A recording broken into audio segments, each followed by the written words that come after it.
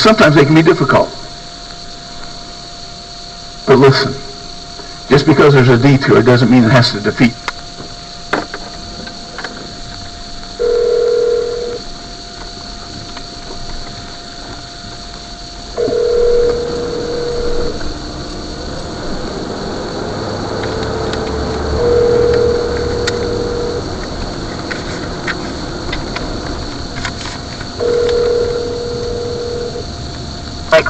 Okay, was this Richard? How may I help you? Yes, I left Smith Valley with 4 voters. You guys need anything else from them? I don't think so, buddy. Okay, you mean you get paid to sing too? Hold on just a second, buddy. Visit Kayak.com for current online coupons, and thank you for holding.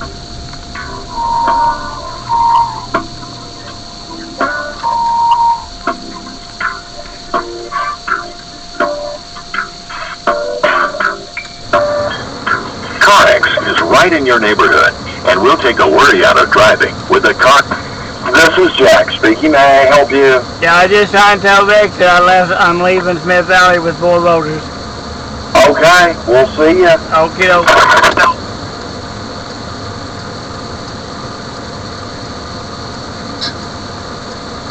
And I hear a lot of people talk that way. If something happens, it becomes the defeatist attitude rather than a detour. Do you remember the story that Jesus told in Luke chapter 12 of a man who thought that he had this huge success in his life, and he tells a parable that this man's a farmer, and that he had a bumper crop, if you will. He had the biggest crop he'd ever had in his farming days. And he looked at his barns and he decided his barns weren't big enough. They weren't big enough for all those crops that he just harvested. So what's he going to do? He decided he was going to tear down those barns and he was going to build bigger barns. And he was going to fill those barns.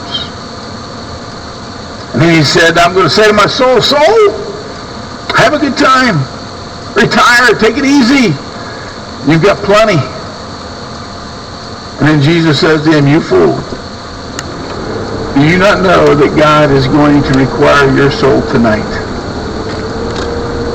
You know, sometimes things happen in our lives, unexpected, unplanned, undreamed of,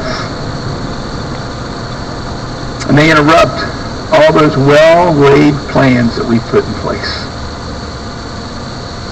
You know, perhaps it was that parable that James was thinking about when he penned the words that he has written for us in the book of James. If you would, turn there, James chapter 4. That's where our text is today, James chapter 4, and if you put your finger there, because we'll be going back to that several times. James chapter 4, verse 13.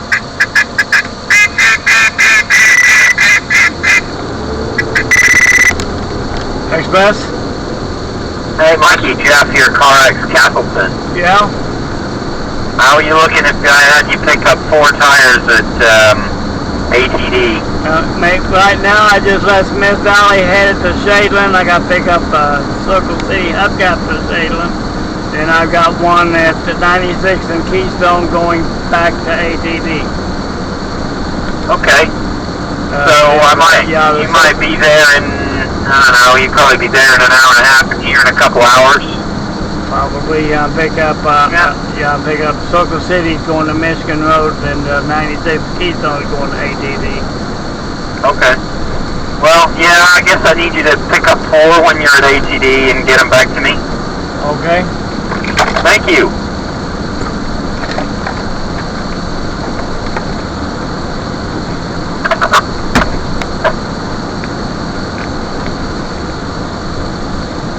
Verse 13 is where we're going to begin this morning. James chapter 4 and verse 13. Now listen, you who say, today or tomorrow we will go to this or that city, spend a year there, carry on business, and make money.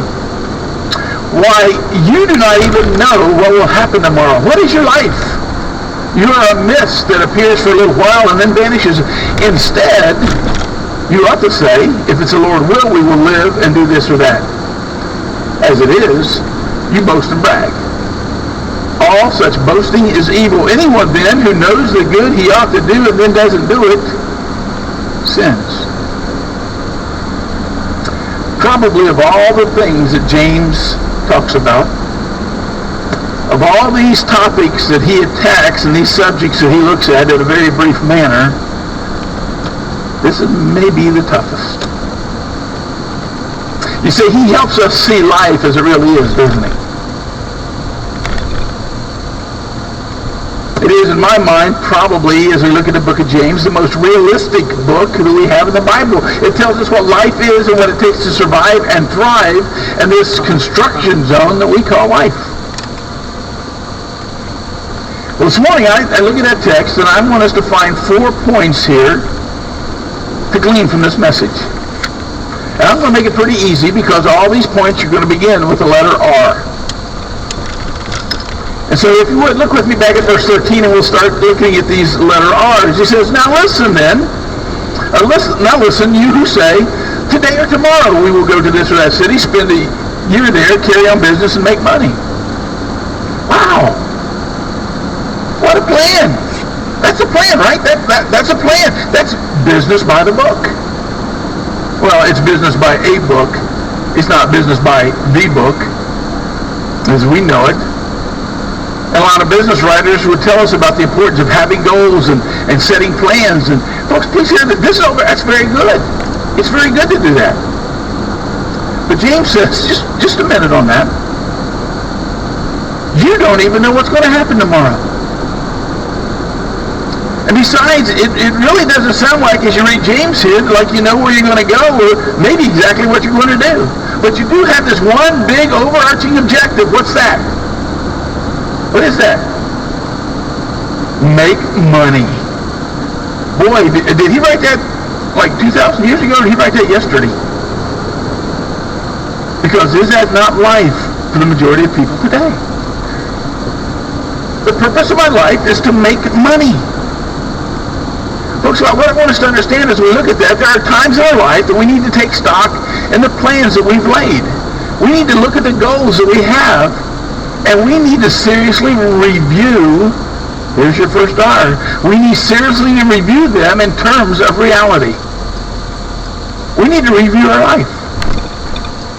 And when we do that, and we take time to review, listen, this is what we need to understand. Tomorrow is unpredictable. Therefore, plans must be flexible.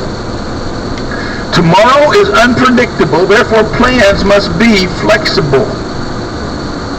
James says we don't know what's going to happen tomorrow. Now, even if James is talking very specific things or he's talking about general concepts, the fact is we don't know what's going to happen tomorrow. Let's just get blatantly honest here. We don't know where we're going to have lunch today. We cannot be absolutely certain that we will reach that destination without some kind of detour between here and there.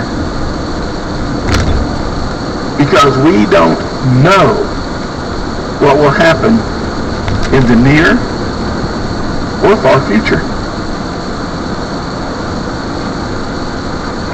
12:15. I'm talking to Rock Ziegler on the phone.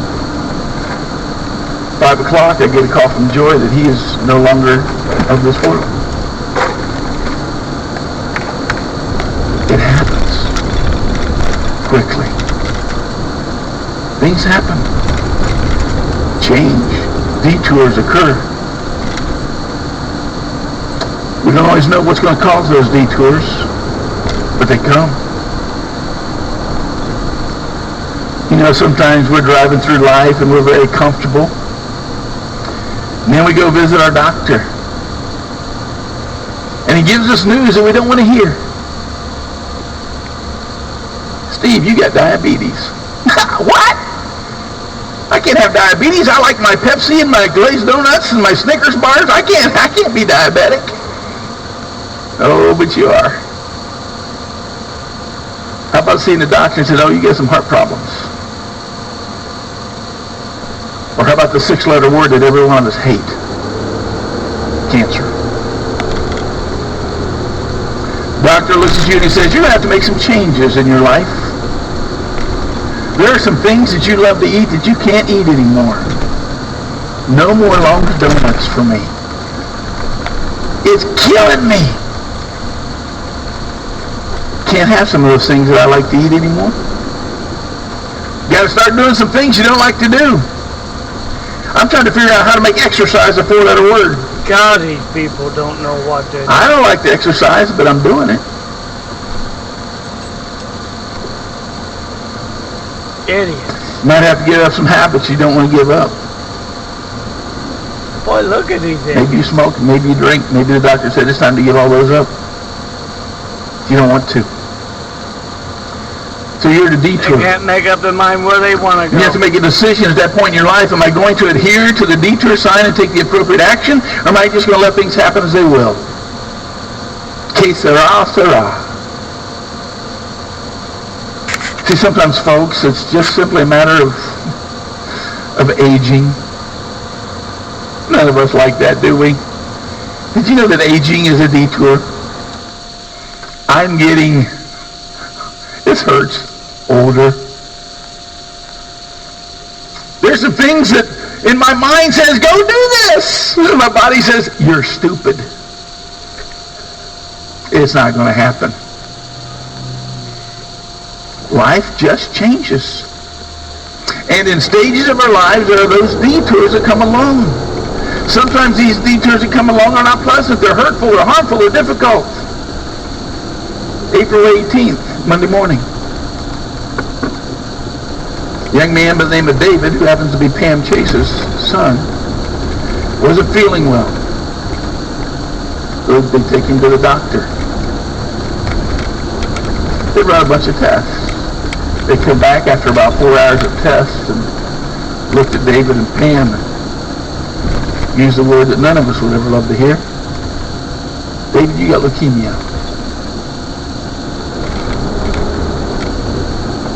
At that point in time, as Pam and Bob stood beside David, nothing else in the world mattered, did it? The jobs didn't matter. Where they lived didn't matter. The plans they had for the rest of the day didn't matter. Suddenly, every ounce of their energy and every thought in their brain was, how can we support David as he goes through what's going to come next? And you know what the ultimate question is in those situations?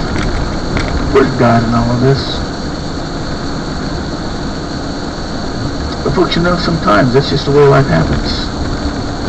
It happens in your life. It happens in my life. It happens in every person's life. And as we walk through this world, and James gives us some very practical guidance how to get through that. The first thing we need to do is to review our lives, because tomorrow's unpredictable and the plans need to be flexible. And the second thing that he tells us to do is we need to remember. We need to remember. And what we need to remember is this: life is brief.